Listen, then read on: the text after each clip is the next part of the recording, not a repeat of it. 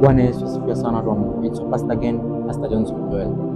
Kila mtu katika maisha anapitia changamoto zake na majaribu ya kwa kadri ya uwezo wake. Kwa maana katika kitabu cha Wakorintho wa kwanza sura ya 10 Biblia inasema jaribu walipopata ninyi isipokuwa ile kawaida ya wanadamu.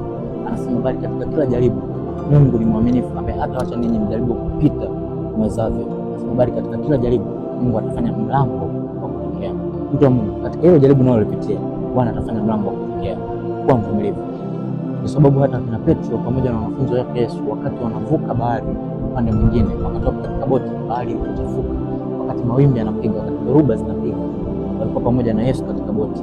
Wakamwambia Yesu, Bwana, utatuacha tuangamie namna hii? Mtu wa Mungu, Yesu aweza kukuacha uangamie. Swali ni kwamba upo pamoja na nani wakati unapitia majaribu yako? Katika hiyo boti, katika safari hiyo ya maisha, wakati dhoruba zinapiga, wakati bahari imechafuka, wakati maisha hayaeleweki, nani yupo pamoja na wewe katika hiyo boti?